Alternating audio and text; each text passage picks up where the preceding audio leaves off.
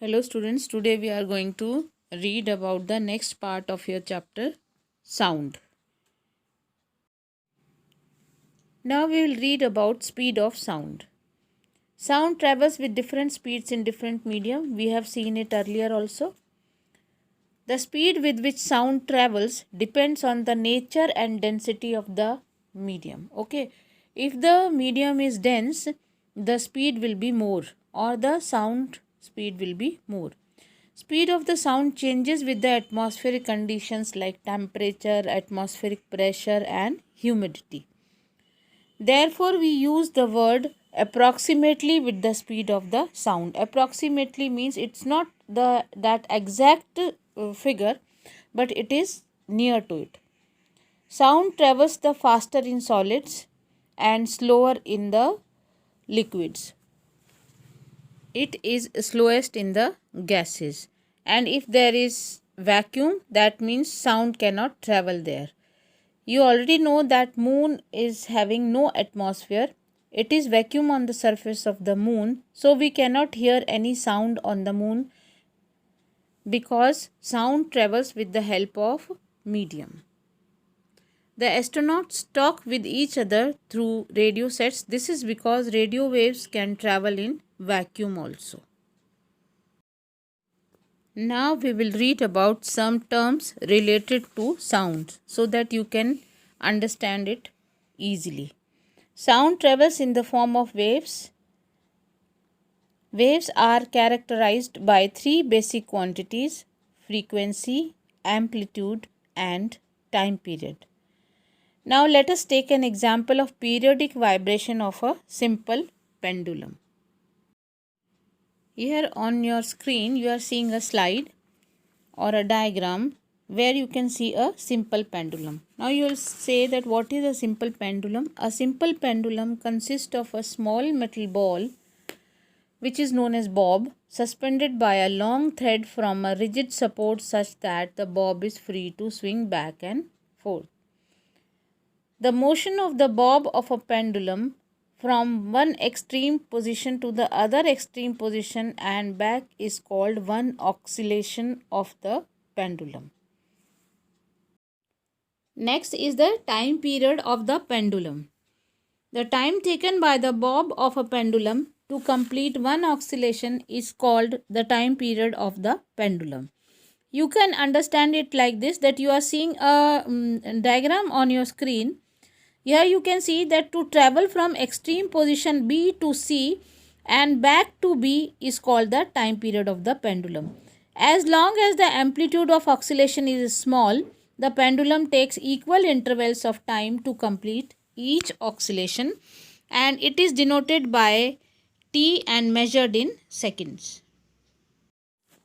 Next one is the frequency. The number of complete oscillation made by simple pendulum in 1 second is called its frequency.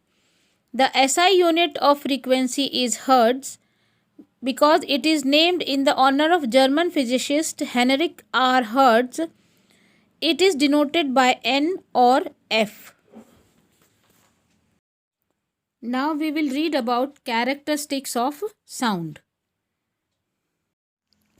The different characteristics of sound are pitch, loudness and quality.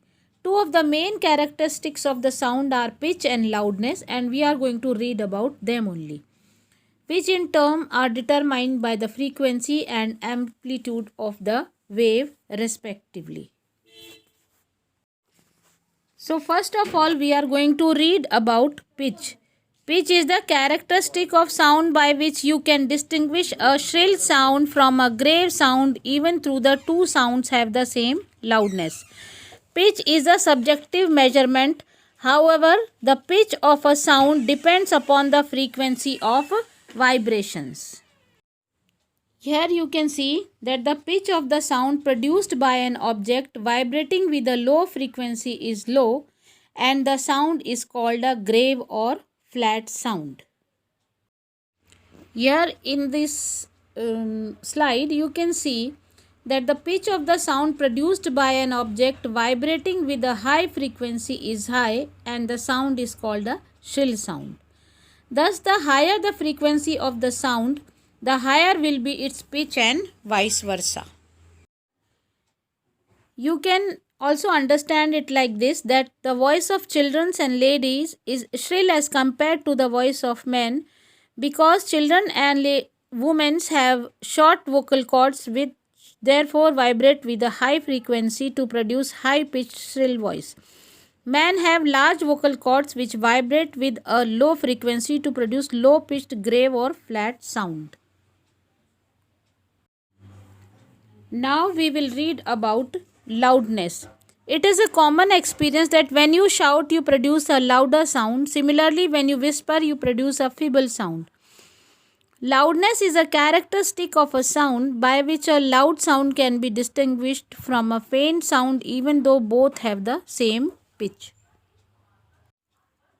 It has been found that loudness of sound is directly proportional to the square of the amplitude of the vibration or producing the sound. For example, if the amplitude becomes twice, the loudness increases 4 times. Here from this diagram, it is clear when you strike a drum softly, its skin vibrates with a smaller amplitude and a soft sound is produced. Smaller amplitude means soft sound. Here from this diagram, it is clear that when we strike the same drum harder, its skin vibrates with a greater amplitude and a louder sound is produced. Larger amplitude means loud sound. Okay students, this is all for today and we will read next part of the chapter in the next video.